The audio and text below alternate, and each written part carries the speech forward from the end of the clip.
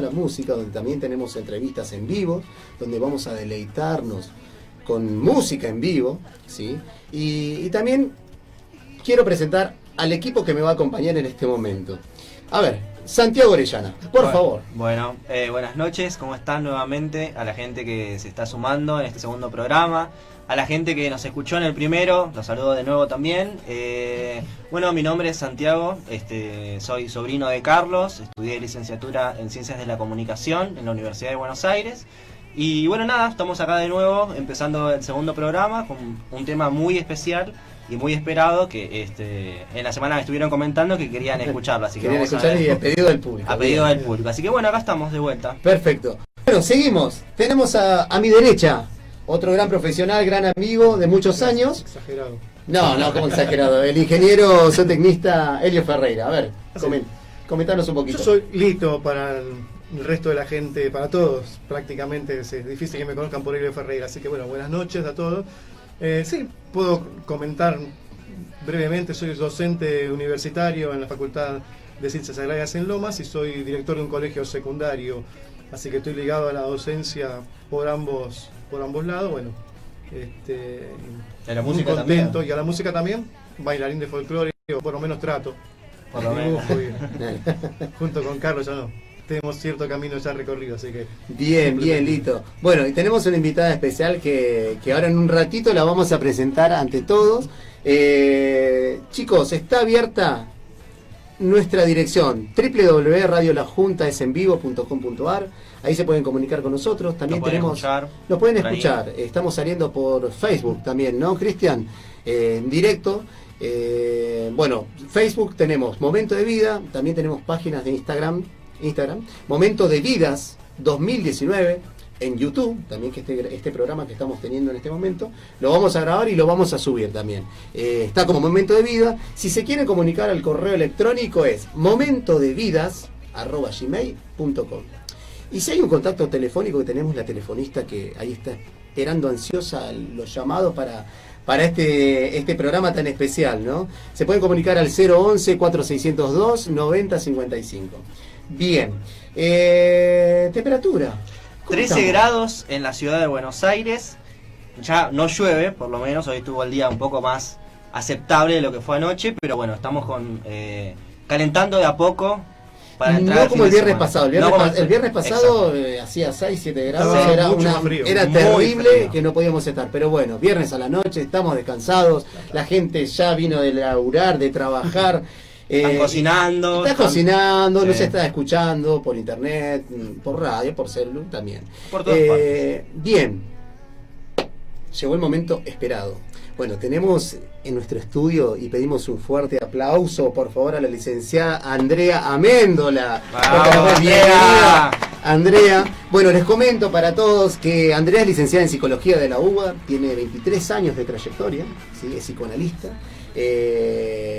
¿Quieres presentarte vos mejor? Bueno, ¿qué tal? Buenas noches. Muchas gracias por la invitación.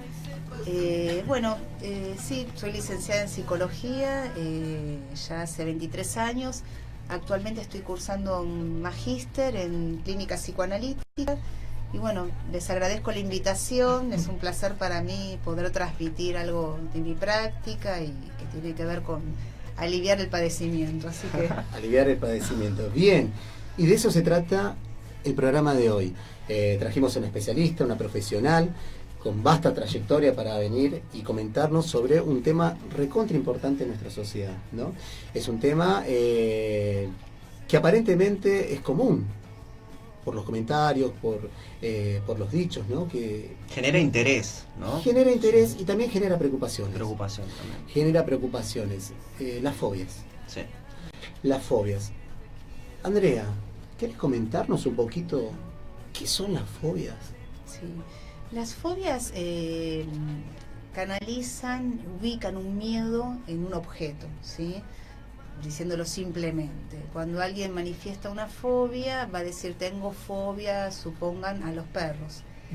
¿Qué sería? Es un miedo intenso, persistente, que tiene la ventaja en la fobia, ya voy a explicar por qué ventaja, de estar circunscripto en un objeto. Entonces la persona puede de repente evitar transitar por donde hay perros y va a sentir un alivio y no va a sentir angustia, ¿sí?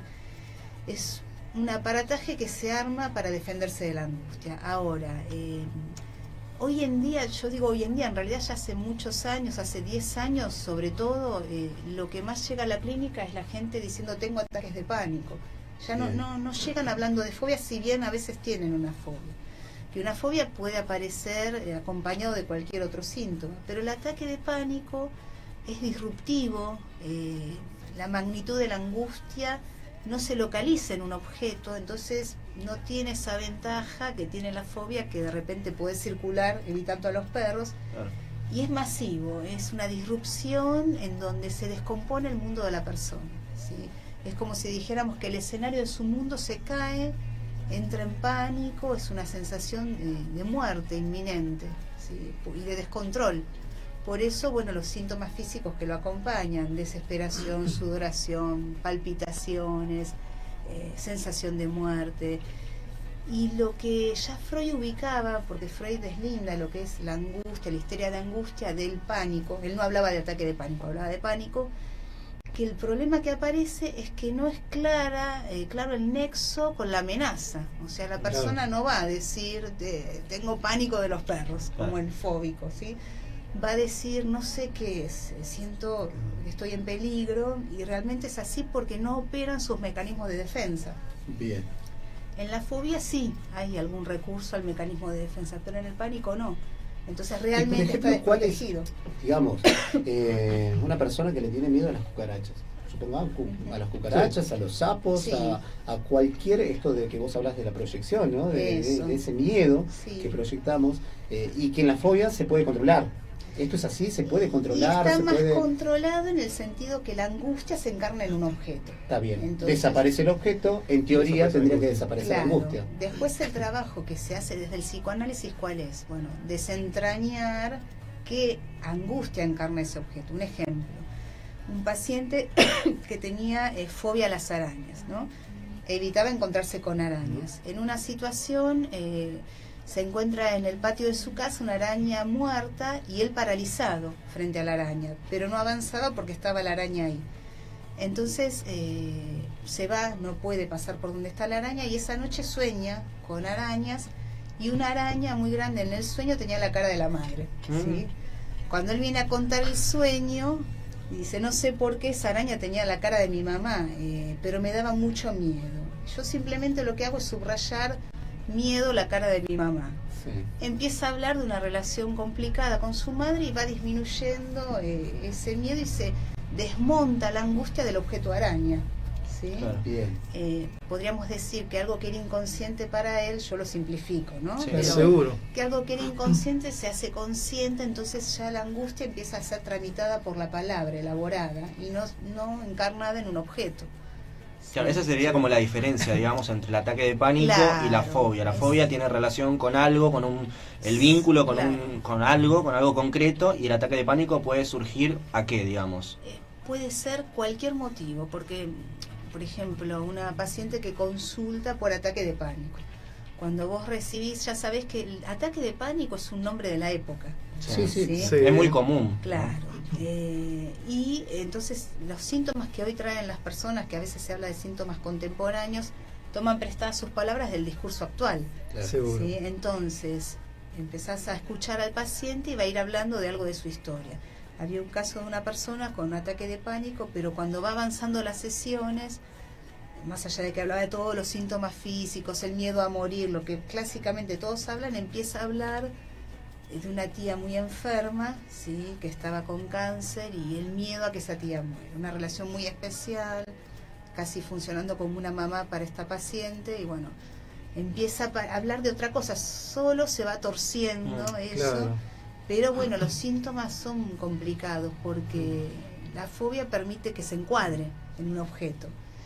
Pero el ataque de pánico no, le daban ataques realmente, ¿no? En donde entraba en crisis y no tenía manera de sostenerse en pie por momentos.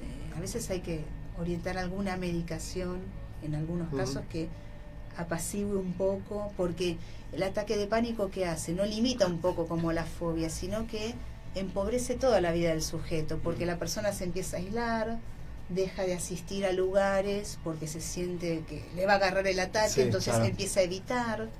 Es mucho más desvitalizante. Hay algo como fobia social que le llaman a eso. Podríamos pensarlo. Ahora, me llamó la atención lo que dijiste, lo de que la gente llega y dice, vengo por un ataque de pánico. Es decir, vienen casi con un autodiagnóstico. Totalmente. ¿Y aciertan en general? O sea, ¿está relacionado eso o pues que sea otra cosa? No, pero los psicoanalistas lo que hacemos ahí lo tomamos, ¿sí? Porque entendemos que hay que alojar lo singular, no nos guiamos por un manual de clasificaciones. Entonces entendemos que es la manera que encuentran de traernos su sufrimiento. Claro. Prevalece la autodefinición.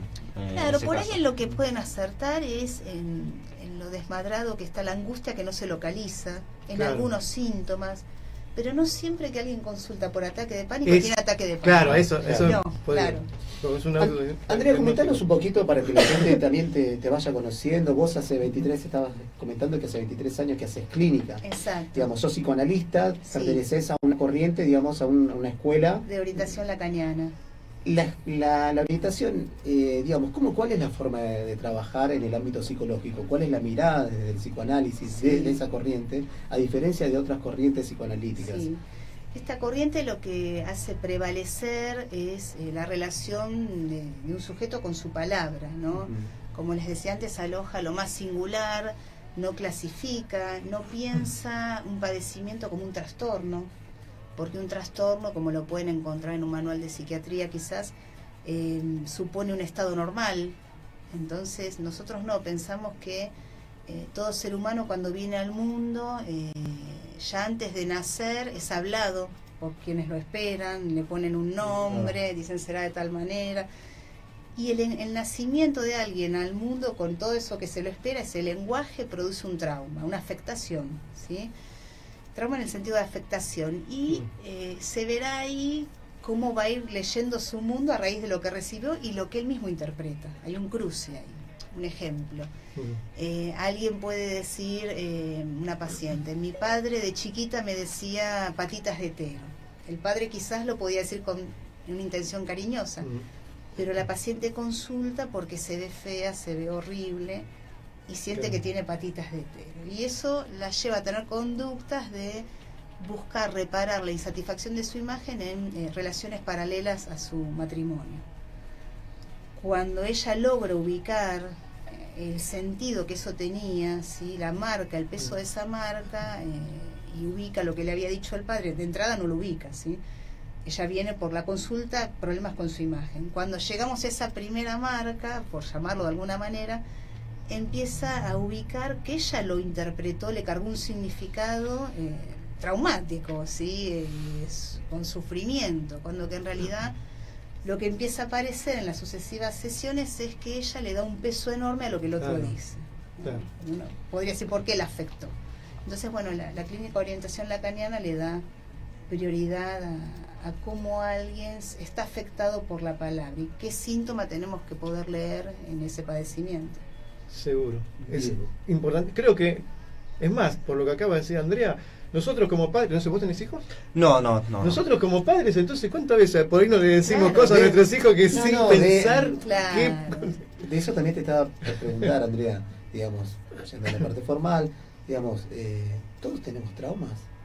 Todo ser humano tiene trauma. El trauma del ser humano es ser un sujeto del lenguaje. Ese es el trauma que el psicoanálisis lo piensa como originario. ¿Pero por qué? Porque produce malentendido.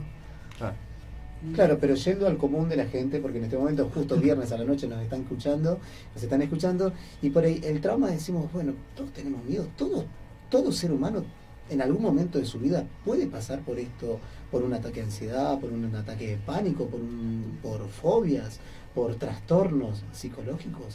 No necesariamente, sí van a experimentar conflictos. Conflictos porque alguien va a decir, pienso en la clínica, mi amiga le mandé un mensaje, me clavó el visto y no me contestó. Y la chica empieza a pensar, ¿será que ya no quiere ser mi amiga? ¿Será que tal o cual cosa? ¿Será que no le importo más? Y empieza toda una serie de suposiciones que son significaciones. que generan conflictos. Conflictos sí va a haber siempre porque el lenguaje lo presenta. Sí, bien. La familia tenemos que ver mucho en esto. Sí, pero el psicoanálisis ahí no responsabiliza a los padres como los culpables, sino que sabe que hay una transmisión, que hay padres y padres, madres y madres, pero apunta a la responsabilidad del sujeto. Cómo ese sujeto que viene a traernos su padecer, ¿qué posición tomó frente a eso? ¿Sí? Viene quejándose, bueno, la oferta que le hacemos es que cambie el modo de relacionarse con eso. Sí, bueno, le cayó mal patitas de tero, ¿no? Como decíamos antes. ¿Qué otra cosa puede hacer con eso? Sí, que es seguir quejándose. Sí. Entonces, bueno, la idea es esa, responsabilizarlo de su padecimiento, pero no en un sentido moral, sino hacerle notar, hacerle ser consciente que hay cierto gustito en la queja a veces. Sí. Lito, ¿vos tenés alguna estadística de qué pasa en Buenos Aires, qué pasa en Argentina? ¿Hay algo? Yo lo que pude encontrar, por lo menos es algo que, bueno, ahora vamos a ver qué tan válido es, porque siempre otras cosas tienen cierta validez de acuerdo a dónde salen y cómo se manejan los números. Pero hubo un estudio hecho por justamente un estudio nacional argentino de epidemiología en salud mental, ¿sí? Que lo que estaban diciendo básicamente era que habían encontrado trastornos. En primer lugar era el trastorno de ansiedad, y hablaba de fobias, justamente de lo que estamos hablando, como lo más importante, fobias, ansiedad generalizada, fobias sociales, por eso he sacado el término, los trastornos de pánico, ¿sí? Esto como lo más importante, lo más relevante. En segundo lugar, lo que decían los trastornos de estados de ánimo, trastornos depresivos, bipolaridad. En tercer lugar, lo de los trastornos causados por sustancias, alcohol, el más importante, lo dieron como el más relevante. Y en cuarto lugar, el trastorno, los que son de control de impulsos, lo de TDA, por ejemplo, hablan. En la Ciudad de Buenos Aires también habían hecho otro hace poquito, en el 2014 fue ¿sí? Donde tuvieron en cuenta un montón de cosas. Ahí tuvo detalles muy interesantes, porque, digamos, yo me quedé más con lo que hablaban acerca de por qué la gente no se trataba. Porque también una cosa que se hincapié el de Nación era esto, que había muchos casos en los cuales no se trataban. No se trataban casi el 60%, el 56% de gente decía que no hacía consulta. Mucho porque decían que querían esperar a ver si se mejoraban por su propia cuenta. Es decir, quizás no valoraban totalmente, no dimensionaban el problema. Otros que decían que el problema no les parecía importante, que es el mismo caso. Por falta de dinero en la Ciudad de Buenos Aires, por lo menos prácticamente nadie lo dijo, el 2%. ¿Sí? De dinero. Por falta de dinero, o sea, no era cuestión económica, no era que decir el costo del tratamiento me iba a hacer. Claro. También lo que pasa es que este estudio también valoraba si tenían obra social o no lo tenían, etcétera. ¿Sí? Me pareció importante, el 16% decía que no creían que un profesional lo podía ayudar. Hay un 16% de las personas que no iban porque no creían que lo podían ayudar. ¿Sí? Después hacían valoraciones de acuerdo si tenían trabajo o no tenían trabajo, porque hablaban del estrés laboral. Pero digamos, el de Nación le daba mucha importancia, la prevalencia a lo que son trastornos de ansiedad, todo lo que son las fobias, todo esto. El de la Ciudad de Buenos Aires me pareció interesante el por qué la gente no se trataba, y lo decía bien claramente, ¿por qué no se tratan? ¿Sí? Bueno, después hacen discusión acerca de, que esto no sé si también se verá, si ustedes lo corroboran, en el tema de, en mujeres se daba más que en varones, el tema de la ansiedad y todo esto, y cuestiones más lógicas, en los separados y divorciados puede ser hablar del tema del estado civil. Los trastornos en salud mental son más importantes que en los solteros o en los casados, en los extranjeros más que en los nacionales hacían, y también, bueno, era más que obvio en la gente que está desocupada que en los que están trabajando, así, todo ese tipo de cuestiones. Pero me pareció muy importante la cantidad de gente que no consultaba. Entre los que no consultan porque querían ver si se mejoraban solo, porque no le dan importancia, más los que no creen que alguien los ayude, estamos en un 70% de la gente que tiene problemas, que no consulta. Hay mucha falta de confianza también, ¿no? En los tratamientos así de este tipo. Y yo pensaba, recién vos decías, estábamos hablando de responsabilidad y de compromiso también. ¿Qué relación, o sea, cuál es el tratamiento que puede haber para un chico o para un adulto también? ¿Cuáles son los pasos para seguir en el caso de que estén en un proceso de desarrollo de una especie de fobia, de un ataque de pánico? ¿Hay alguna diferencia entre el tratamiento para un niño o para un adulto? Y el tratamiento, al menos para mí, que hace la diferencia en niños y en adultos, es que cuando atendés niños vas a implicar a los papás también en el tratamiento, ¿no? Porque para mi criterio un tratamiento de niños no funciona sin incluir a los papás, al menos en un mínimo compromiso, para al menos tener entrevistas y deslindar qué es de los papás y qué es del niño, ¿sí? Claro. A veces un niño es traído con algún síntoma y vos ubicas que ese síntoma es expresión de algún conflicto de la pareja. Entonces con mucho cuidado los vas entrevistando y haces notar y los pones a trabajar de alguna manera, que suelen prestarse bastante bien los papás. ¿Qué tienen que ver ellos en eso? Y hay otros casos que no, que es un síntoma del niño, claro. ¿Sí? Entonces se los deja al margen, acompañando, pero se trabaja con el niño, ¿sí? Bien, bueno, gente, estamos en el aire, momento de bebida. Si se quieren comunicar, tienen el 011-4602-9055. También nos pueden comunicar por las redes sociales, por Facebook, Momento de Vida, Instagram, Momento de Vidas 2019, YouTube, Momento de Vida, y por correo electrónico, si nos quieren escribir, momentodevidas@gmail.com. Tenemos en el estudio a la licenciada Andrea Méndola, que es psicoanalista, mucha trayectoria. Estamos hablando de un tema recontra importante, que son las fobias. Nos viene a dar su punto de vista desde la clínica, desde el profesionalismo. Ahora vamos a ir a una pausa. Andrea, ¿por qué quisiste ser psicóloga? Vamos a, ya que hablamos de análisis. Ya que hablamos de análisis. ¿Por qué quisiste ser psicóloga? En realidad, en los inicios yo quería ser médica porque tenía el interés en curar, en aliviar el sufrimiento, ¿sí? Cuando entro a medicina, me choco con que no era eso, quedo un poco boyando y digo, ¿qué hago? Me pongo a estudiar profesorado para maestra, desorientada realmente, y mientras hacía... ¿De primaria? Sí, mientras terminaba el CBC de medicina, un poco desconforme, y ahí en el profesorado tengo la materia psicología. Yo había hecho secundario en perito mercantil, nada que ver. Claro. Y cuando tuve psicología dije, bueno, no es ni medicina ni profesorado, es psicología. Conectándolo con un poco mi historia, yo siempre me sentí inclinada hacia el estudio de lo psicológico. Tengo una hermana discapacitada, con retraso. Bueno, ese tema, si bien yo no me daba cuenta de chica, estaba inmersa en un mundo donde había chicos llamados especiales, sí. ¿No? Y era como algo muy natural para mí, siempre me llamaba la atención, ¿no? ¿Qué pasaba? ¿Cómo era ese otro mundo? ¿Cómo era ese otro mundo? Existía esa predisposición, digo, de querer ayudar, ¿no? De conectarse con el otro. Sí, de hecho, o sea, de estudiar medicina a ayudar de otra manera, que es desde lo cognitivo, desde lo psicológico. Transformar el sufrimiento. Claro. Sí. ¿No? Creo que eso fue como desde muy chica. De hecho, me acuerdo en la primaria, a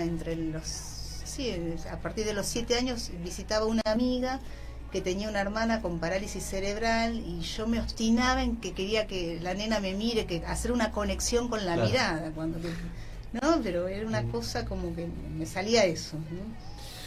Chicos, tenemos a Dante Majori, felicitaciones, dice, por el programa. Lili Fuda, felicitaciones por el programa. Están tratando un tema de tanta actualidad. Afecta a los adultos, cada vez más a los jóvenes y a los niños. Es preocupante. Gracias Lili, gracias Dante. María Teresa Rico, felicitaciones también por el programa, muchísimas gracias. Javier Cortese, el programa es interesante, saludos. También se pueden comunicar al 011-4602-9055. Es Momento de Vida, momento para charlar. Andrea, yo sigo interrogando con esto de que si los padres muchas veces tenemos que ver, colaboramos inconscientemente, ¿no? Hablamos de esto de que muchas veces no es a propósito. Uno cría a sus hijos, educa a sus hijos como puede, como sabe, como le enseñaron. No hay escuela de padres, ¿no? Lo mejor que puede, pero a veces resulta bien y a veces resulta mal. Y también en estos resultados vos tenés una clínica, O sea, cuando te llegan chicos con problemáticas así o con problemas de trastornos familiares. Sí, digamos, como les decía antes, está la parte de la familia, pero también está la parte que ese niño o ese adolescente toma, ¿no? De eso que le viene del otro. Hay casos complejos, quizás los más difíciles son cuando los padres depositan toda la causa de un problema en un hijo, ¿no? Y uno los invita a colaborar en el tratamiento para de un modo, vamos a decir, no directo, indirecto, ir trabajando y hacerles saber que hay cosas que tienen que modificar. Un ejemplo, recuerdo hace muchos años un paciente de 10 años que, excelente alumno, sin ninguna problemática, pero se hacía caca encima. Cuando cito a los padres para trabajar sobre esto, el papá lo que dice sin saber lo que estaba diciendo, dice, lo que pasa es que él es cagón, y que en la cancha cuando el nene jugaba fútbol el padre le decía, dale, corre cagón, sos un cagón. Se agarraba piñas con el entrenador, un papá muy intenso, violento. Entonces lo cito a él y le digo por qué se refería así a su hijo, que eso lo afectaba. Ahí sí, hay intervenciones que hay que hacer. Y dice, porque yo soy así temperamental, no tengo filtro. Y le dije, bueno, las entrevistas que vamos a tener con usted van a consistir en que se construya un filtro. Claro.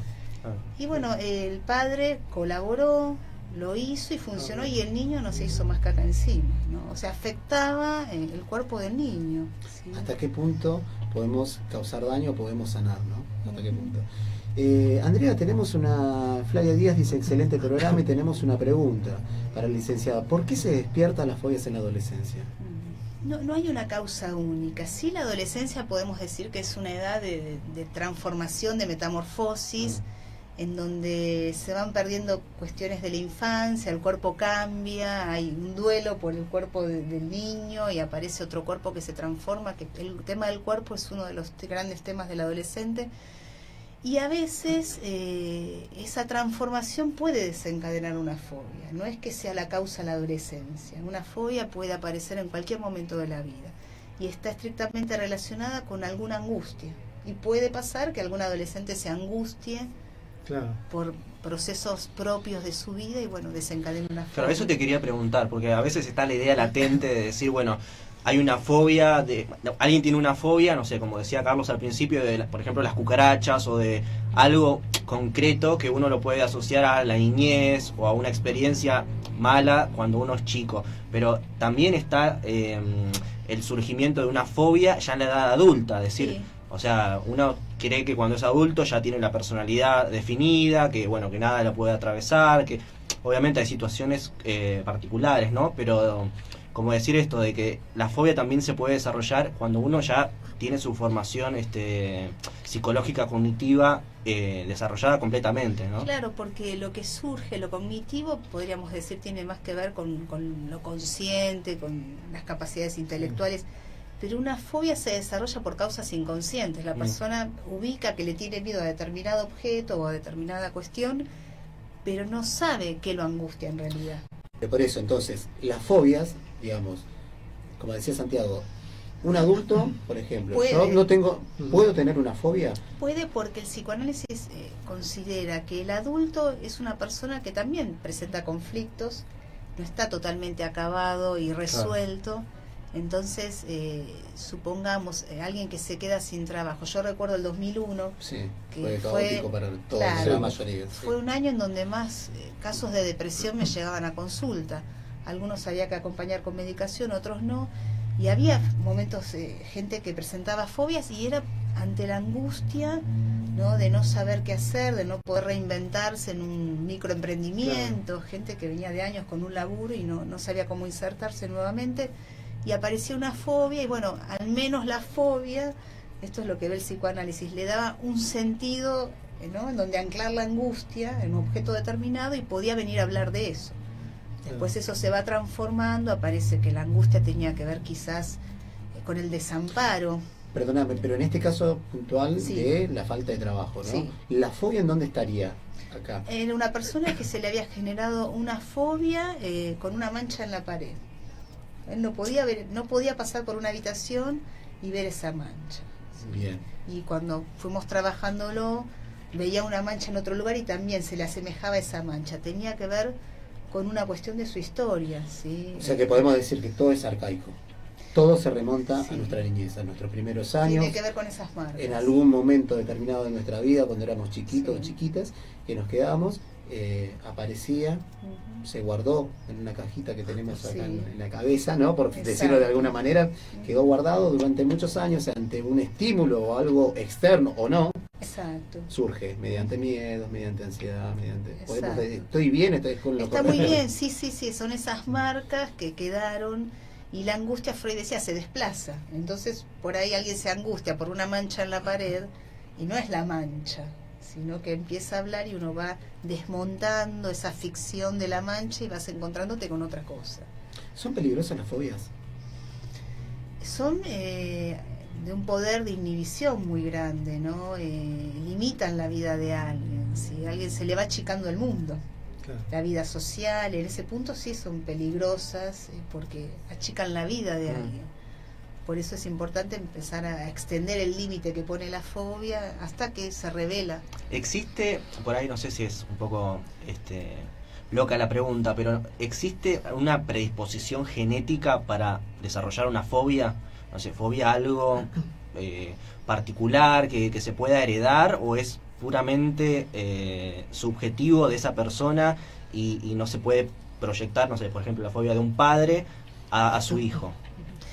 Genético no, es totalmente subjetivo. Sí. Es algo que se desencadena y se arma en un momento determinado y depende, sí, hay personas que tienen menos recursos o mecanismos de defensa más lábiles, más frágiles, y a la hora de enfrentar una situación de angustia están más desarmados. Entonces son más propensos no solo a la fobia, sino a estar atravesados más constantemente por la angustia, por miedos, ¿sí? Porque también hay gente que padece de miedos que no hace fobias, pero son miedos intensos. Andrea, para la gente que nos está escuchando en este momento también, en este momento es la 21:48. Sí. Tenemos ¿cómo pasó el tiempo? Me agarra un ataque de pánico, por decirlo comúnmente. Tengo un ataque, una desesperación que no sé, nadie me entiende, nadie me escucha, no sé a quién decir, no sé qué quiero, o sea, tengo una desesperación, un ahogo, que no doy más, se me cierra todo, me parece que estoy con taquicardia, estoy a punto de morirme, tengo mucha sudoración, ¿qué hago? Bueno, yo que te voy a decir consultarme una lista. No, fabuloso. Yo en este momento me agarré un ataque porque creo que también mucha gente se puede sentir identificada con estos miedos tan frecuentes, estos trastornos de ansiedad y estos síntomas también que son muy comunes. Me ahogo, el mundo se me termina, desesperación, no sé por qué, como vos mencionabas, los ataques de pánico no son específicos a diferencia de las fobias. ¿Qué puedo hacer? Respiro profundo, no sé, me voy, me pego, además de un tratamiento. Sí, ya lo sé. En realidad eso es lo que sucede, no hay un tip, ¿no? Claro. Y eso es un poco la diferencia de esta terapia psicoanalítica con otras. Hay terapias que proponen en 10 sesiones usted obtiene tal resultado, o en un ataque de pánico tiene que respirar profundo, autocontrolarse, poner voluntad. Y en realidad eso por ahí resulta, pero fracasa, porque el motivo interno de la angustia no desaparece. Claro, no desaparece. Es como un maquillaje que haces. ¿Podemos decir que el psicoanálisis trabaja desde la raíz? Sí. Por eso creo que es el valor que yo le doy a su eficacia, ¿no? No solo como practicante, sino como paciente, ¿no? Bien. ¿Lleva muchos años para poder superar o depende de la persona? Depende, no es un tiempo cronológico, tiene que ver con un tiempo lógico. Claro.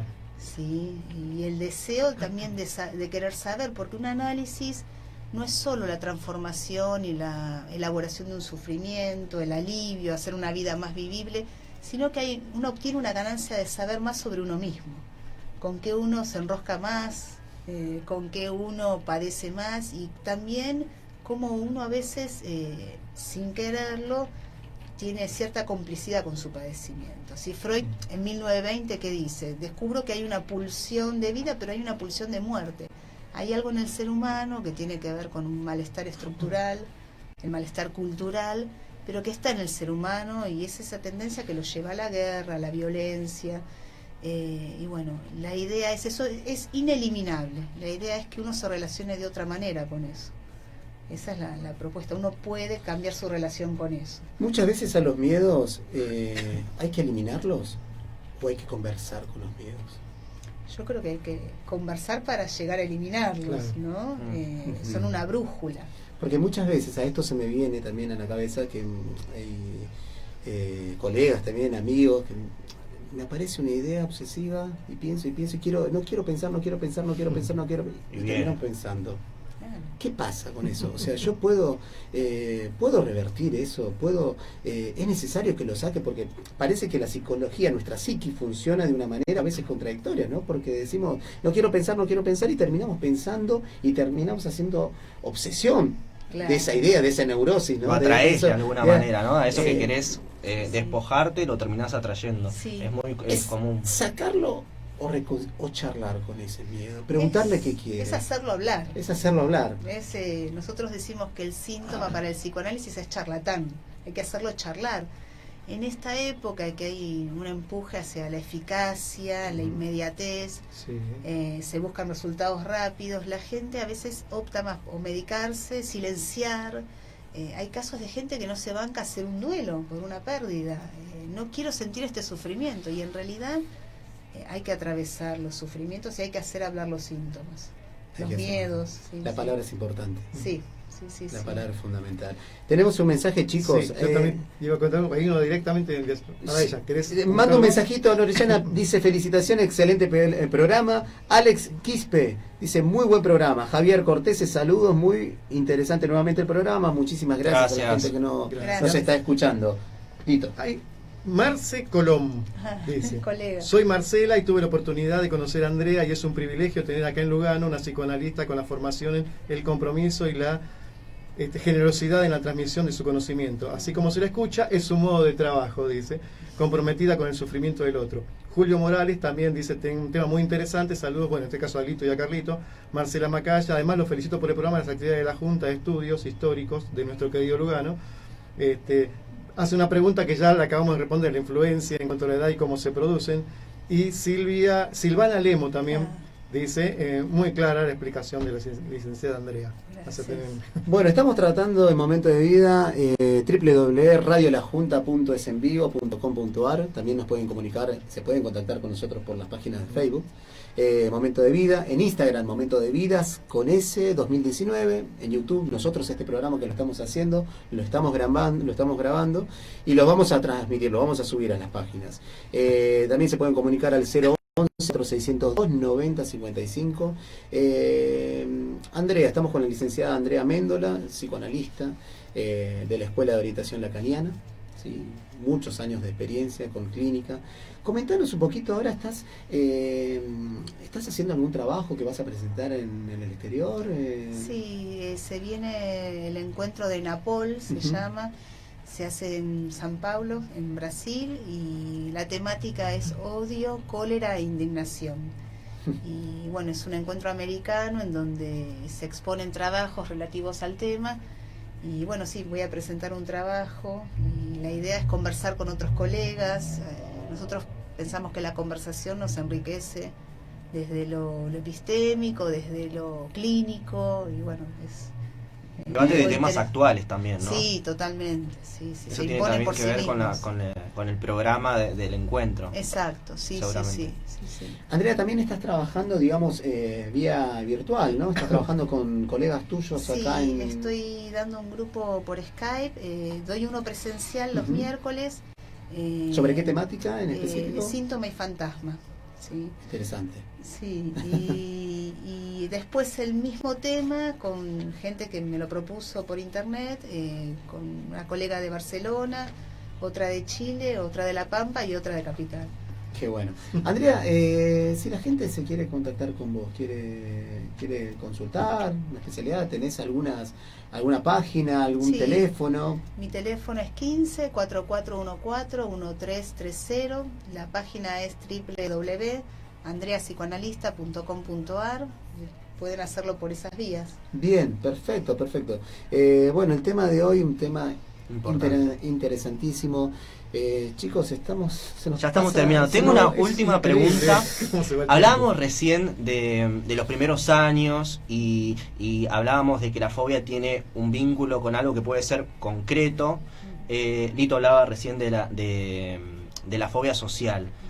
Cuando estamos en edades de chicos que están en edad escolar, ¿cuál es el tratamiento? ¿Cuáles son los pasos a seguir que tienen por ahí? Hay padres que nos están escuchando. Sí. ¿Cuáles son los pasos a seguir para tratar a su hijo o a su hija que cree que por ahí tiene miedo a algo o está desarrollando algún tipo de fobia y no lo sabe? ¿Cómo puede hacer en ese caso? Y en realidad yo te diría que cualquier conducta que los padres, como hoy me pasó unos papás que no era una fobia, pero notaban que había algo en su hijo que lo empieza a limitar en su vida, en el modo de expresarse.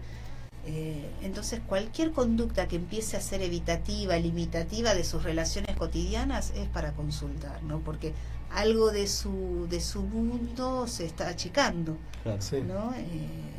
Obviamente primero conversarlo con ese hijo, pero ver si eso no lo puede manejar y que desde la voluntad fracasa. Bueno, ahí es el momento de consultar, ¿no? Muchas veces me ha pasado con papás que interpretan que el chico no quiere poner voluntad y no puede realmente. No puede, claro. A veces no se puede. Claro. A veces no se puede.